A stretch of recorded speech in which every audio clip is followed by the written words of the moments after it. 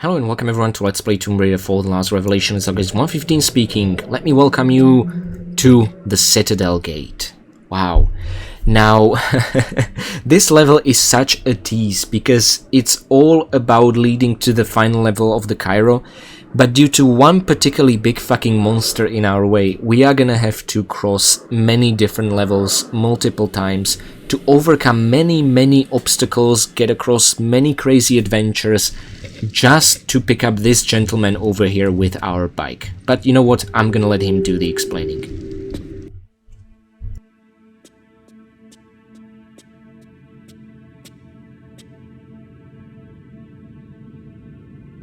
What in God's name has happened here?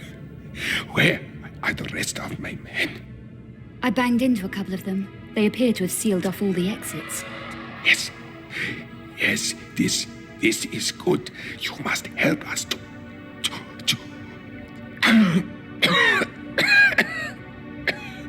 liberate the city. I'm just here for directions. I need a route to the Citadel. This is not so good. This is where the main activity takes place. Activity? We encountered it as the skies began to darken. A creature from our ancient past. It tore through my men like a firestorm. I managed to station our ammunition truck before the beast, with a mind to igniting the explosive device in the rear. But with renewed vigor, it forced us back. It was as if it knew of our plans. Beast or no beast, Sarge? I've got to get into that building. You have spirit, perhaps. As we retreated, we have mined some of the streets to prevent contamination. 2 of my men are still in the area, out by the northern cemetery. One of them holds the frequency for the mine detector. The other holds the second half of the code for the explosive device. And if I find them? Tell them Sergeant Aziza sent you. I heard your motorbike. Once you have the codes, take me on it to the ammunition truck. I shall eradicate the blockage. But hurry, I am not long of this world. That is a lot of instructions. Mine codes frequency, second half of the weapon codes key. You know what? Don't worry about it. It's the last thing that Sergeant Aziza said that's important, and that is to get here with your bike. Once you manage that, you will have done everything else he asked you to, because there is no other way. All the other things are just about removing obstacles that will allow us to get here on our bike, okay?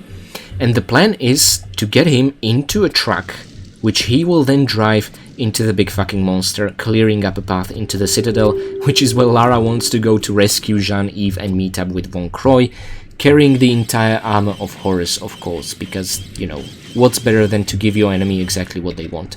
Now, mind the revolver bullets over here. And you know what, rather than talk about it, I'm gonna show you exactly what's blocking our way. But one thing I'm utterly confused about is, why is Sergeant Aziza talking to us? Why is every other soldier we have encountered so far hostile, trying to murder Lara? She's clearly not a giant golden-plated winged monster breathing fire. And they even talked about the other soldiers, and Lara just casually mentioned, yeah, they did some work, they closed a couple of gates, he said that's very good, as if they weren't shooting at her. So it seems like narratively the developers never really revisited it. They just thought, okay, what if the soldiers would be enemies? That would give players something to do. Great. So it's never really explained in the game, which really frustrates me. So what I would like to think is that they were somehow possessed with Seth or lost their mind, and they are just now bloodthirsty, killing everyone. With the exception of Sergeant Aziza and one other particular soldier whom we will encounter later on.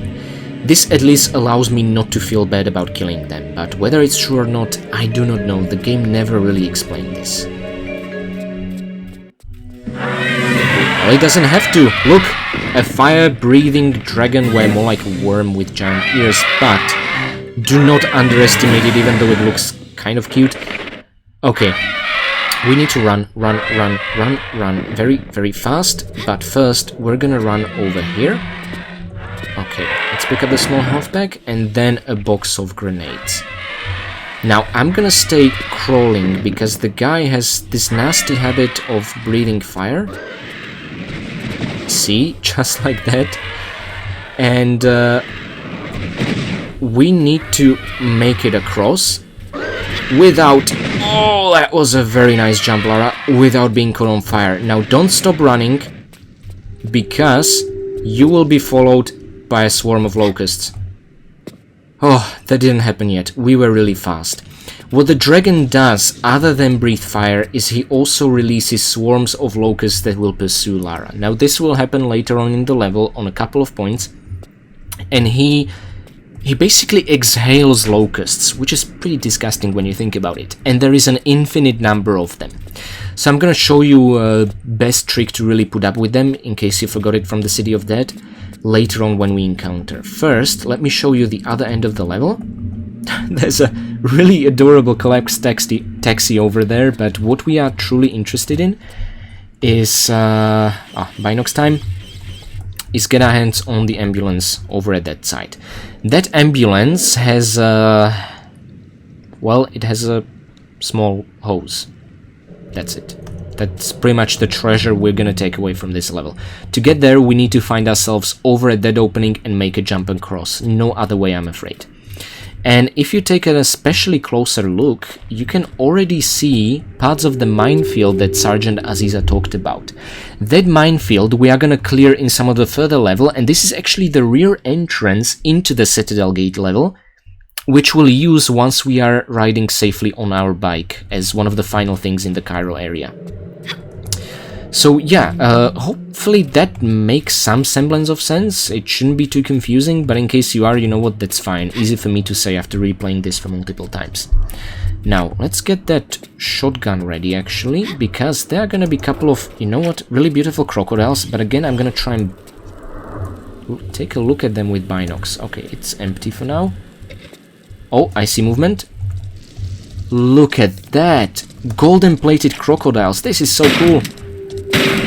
Not like those normal ones in Karnak, these guys mean business. They're kind of scary as well. They should be.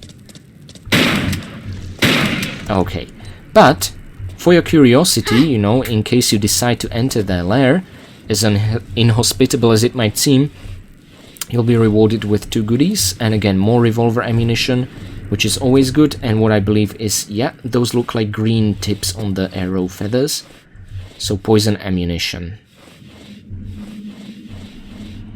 You know, I remember times when I used to play the Tomb Raiders as a kid, I would often ignore entire pickups just because I didn't have the patience to crawl, and honestly, I couldn't blame myself. I mean, for a kid especially, being patient is more difficult, you know, but even for me now, the crawling is a nightmare. Okay, and you know what, I'm gonna explain that later, but first of all, let me just point your attention towards the bell over here. Underneath it is a crawl space, which leads to the second secret of this level. Sorry, first and only secret of this level. I keep switching the Chambers of Tulun and Citadel Gate secrets together. So that's where it is. We'll make it across from that rope over there, but it's gonna take some time until we'll be able to reach it. Mind the symbols over there, I will explain in a short while. First, let's make a safety drop, because the camera sequence will make you lose control of Lara. So this is just to ensure she will not take any damage. We have 2 sarcophaguses here, or sarcophagi, with a couple of symbols on them. Now, remember in the Lost Library level in Alexandria, the Fire Snake's room, how solution to a problem was just to pull every single lever in the room? It's the same thing here, but I would still prefer to explain first, you know, just so you can at least appreciate what the intention behind this, it even hurts to say, puzzle was. So, there are 1, 2, 3 and 4 levers in this room. There are 2 sarcophaguses, that one has 2 symbols, that one has 3 symbols. What do those symbols mean? Well, lo and behold, H, I'm gonna refer to it as H, means 1, moon means 2. The others are hidden. However, if you just take a normal bolt and shoot that big box down, you will reveal that the Y means 3 and the, let's call it S or 4, means 4. 4 means 4, yeah, I like that explanation. So, what that means is that in order to open this sarcophagus, H and Y, you need to press 1 and 3. Okay, so let me demonstrate. Let's just press 1 and 3 and ignore all the other levers before we overwhelm ourselves with this absolutely ridiculously complicated puzzle. You can already hear it, maybe not see it, but there, the sarcophagus has moved out of the way and we can go inside. But simply by pulling the other levers, we can open the remaining one, because it has 3 symbols. One of those symbols is H, which is 1, which we already pulled. The other is 4, or S, and a moon. Now moon is 2, which is the middle one, and 4 is 4, or S is 4. So the moment we do this, the other sarcophagus will open. So I don't even know why I'm making this take so long. Just pull all the levers, the sarcophaguses will open. But I just, you know, I try to appreciate what the intention was. I try to explain what is it we are actually doing. I think it's the best way to remember stuff. First go into this one where you would pull a lever if there was one, but thankfully the crowbar can replace the missing lever. And this will open up a door in a corridor underneath the second sarcophagus. So really only the order in which you enter the sarcophagi is important, but that's about it. Okay, you know what, let me light up a flare, because yeah, in these textures I'm constantly paranoid like there's a pickup here, even though I know rationally that there isn't. And this opens up a path at the top. Oh no, I forgot about you guys completely. Crouch and take as little damage as possible. There we go. Best defense against these bastards. Okay, and climb up, Lara. Now, there's gonna be more where that came from. Okay, oh, bats already. I thought they're around the corner. Thank you, Lara. So that was 2 bats, and there are gonna be 2 more. However, we are gonna encounter another swarm of locusts. You can probably even hear the dragon roaring. That means another swarm is approaching. Oh, there they are. Can you guys please not do this during a cutscene? That's impolite. But I think we are not taking damage, so... Oh my god, that was actually brilliant. Please do it during cutscenes, always. So that's another defense against the swarm of locusts I did not know about, you know, to trigger them during cutscenes. I appreciate that. Now, if you don't mind, after all we've been through and what's up ahead, I'm going to save here. And it's not the rope I am worried about, oh, not at all. It's actually getting our hands on that one and only secret. Now, if you remember, because I shot down the wooden box blocking our view, revealing which levers the symbols actually correspond to, I made it a bit difficult for us to really make that jump, because the wooden box is now tilted and sort of blocks our way. But it's not impossible. There you go. So make sure you don't aim at here, but you actually aim at the wooden box, and this will cause Lara to slide into this tile safely if you hold the action key to grab, right? It doesn't always work. It can, you know, that's the reason why I saved. It's very unpredictable. Lara can often slide completely off and end up breaking her neck. But that's not what happened this time, so I'm very happy about that. So our reward is a large health pack and explosive arrows. We can't get enough of those, even though we're barely using them, you know. It's your typical RPG consumable item issue, like, you know, you're always preparing for the worst times, even though you are already living those worst times, kind of thing. Okay, and down we go, and we will, of course, re-trigger another swarm of locusts from the dragon's mouth. It's because the corridor is relatively close to it, that's why they keep appearing. They are not really scripted to the location. You can even hear the dragon doing its roar, or yell, or however you want to call it. So, crouch, and just wait it out, hope for the best. Whoa, that's a lot of damage. It's always a bit randomized how the individual hit detection will work. But still, it's the best possible way I found. If you know of a better one, please let me know. I didn't find outrunning to particularly work well. So, let's finally make it across now that we have that one and only secret. Because now we are on our way to an ambulance. Sometimes you can actually make it across and grab the roof, but it's slippery, you can't really climb up. But it's pretty funny when that happens. It's like, whoa, Lara, I know you're trying to get out of this level, but be patient. Okay, and now let's get that shotgun ready, because there be beetles, or scarabs. Whoa. Oh, nice. Didn't even touch us. Very happy about that. Okay, another series of jumps. You can also make a running jump on that ledge over there, or you can, you know, do it a bit more safer and use the ladder over here. Let's see. But again, sometimes Lara hits her head on something when I'm trying to make the jump, so I actually prefer to do it like this, even though it takes a bit longer than that. Okay, and let me prepare a shotgun. There it is. Oh, perfect, didn't even get here. Confused little bastard. Now you might also be wondering, well, what if you keep holding the ladder and try shimmying left through that little gap? It doesn't really work for whatever reason. Now, you have a choice. You can do the smart thing and jump over there, pick up the health pack and be on your way, or you can try and monkey swing across, which will also end up spawning another flying scarab. Why would you want this? Well, probably only if you're interested in the kills like I am. The problem is that, oh dear, you're completely vulnerable, and he can push you off, of course. Why wouldn't he? Ooh. Okay, I have no idea what happened, but Lara, I trust that you hit him. He didn't just die due to indigestion or something like that, okay? It was absolutely a cool badass moment that we are gonna end up imagining and visualizing that we unfortunately missed. Yeah, that's what happened. So again, a missable scarab. If you want to avoid him, not take damage, not be out in the open, I fully support your decision. Don't be stupid like I was. But if you want to get all the kills, just hope for the best. Again, right now this is just a small preparation for what will especially be devious in the next chapter of Tomb Raider 4. There will be many places where Lara will be perfectly set up to be knocked down to her death by these scarabs. But enjoy the lovely music, it means progress is being made. So get rid of the bat. Let's align her a bit better, like this maybe, and make a running jump. Whoa, close call, and get that shotgun ready. Oh, you know, take handle. Now Lara's aiming at another beetle, but it's sort of in the truck. Can't reach it like that. Ooh, okay, whoa. Didn't touch us, very good.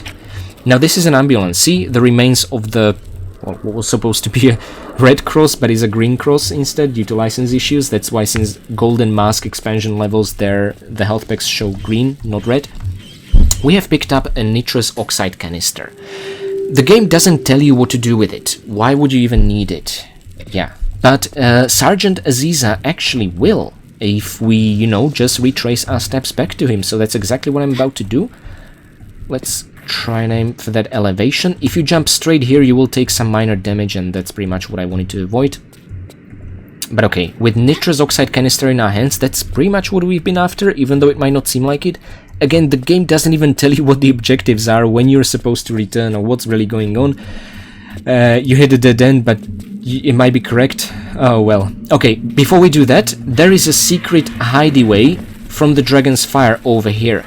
The problem is that it doesn't protect Lara from the locusts, which is truly irritating. Now, Lara, light up a flare, crouch, and pick up the box of flares, please. Thank you. And now, we need to be ready. Okay, I think I'm gonna use the large health pack already. There we go. Okay, now, crouch, pick up the explosive arrows, and again, Lara, pick up the large health pack, and now I'm gonna sprint forward, and now turn back because there are bats that only spawn and awaken from that side. Okay, it seems we took care of them. Very well, now Lara, climb and make it across. You may be wondering, where the hell are we? Well, we are on the other side with Sergeant Aziza, and I'm afraid we're gonna have to, yep, use a small health pack. I wanted to avoid it, but it's simply not doable. But at least we are safe from, kind of, the Dragon's Fire, but not from the locusts, and they spawn indefinitely from its mouth. Oh, howdy neighbor, any advice? Your bike will need modifications to clear some of the large obstacles. Nitrous oxide connected to the carburetor should give you the extra punch. Go, guy, bring me the codes. Well, that was brief, and I love how he didn't mind the fact that Lara's was being eaten alive by flesh-eating insects. Just very casual about it. I mean, after everything he has seen today, I cannot blame him. Okay, so, you'll decide if that crawl space was somehow worth it or not. In my opinion, it totally isn't. Plus, the post-traumatic stress disorder, which I'll be recovering for the rest of my life, also wasn't. But you got your hands on flares, large health pack, and explosive arrows in exchange for large health pack and a small health pack. Make of that what you will, yeah? And what the sergeant just told Lara was, hey, you can upgrade your bike. I appreciate it. The fact that it went for the extra effort to write a line, have a voice actor record the line, then implement it into a cutscene in the game, I love that. But could they maybe make sure that the hint makes sense? Because what he didn't tell you is that rather than the nitrous oxide, you also need a small tube from a completely different level, combine it with the canister, then approach the bike and apply them and install them directly, and then use the sprint key to trigger it. Really, if you go through all this effort to give us a hint, to use the budget and production and development time to do that, how about you make it a hint that helps people? But that'd be asking too much. I feel like this would be against the core design principles of Tomb Raider 4 to actually give the player a useful hint and tell them what's really going on. Nevertheless, I'm not going to complain too much because, well, we are going to enter the Citadel gate only at the very end. For now, I'm going to bring up the statistics screen before we return to the Chambers of Tulun, and we're going to leave the Sarge hanging until we are back with our trusty bike. So this was the first dip into the Citadel gate. We have found all 12 items. Again, that crawl space is optional, but I recommend you get it out of the way as soon as possible. We have used 1.5 of health pack, bringing us to the total of 3, which, come on guys, that is still pretty impressive. And this is not a no health packs playthrough or anything like that, right? We have found this level's one and only secret, and we have killed 14 out of 16 enemies. There are actually going to be 2 additional crocodiles that will spawn once you enter the level from the other side, from the minefield, which we are going to clear in one of the future levels. So once we are here with our bike, we will finish off the remaining 2 enemies. Otherwise, nothing else for us to worry about. Just one absolutely cool explosive cutscene at the very end, leading into the final level. But until then, let me actually save here. Again, we didn't need this save, which is really great. And I will see you guys next time, very, very briefly, just to make it across the Chambers of Tulun again into the trenches. See you then.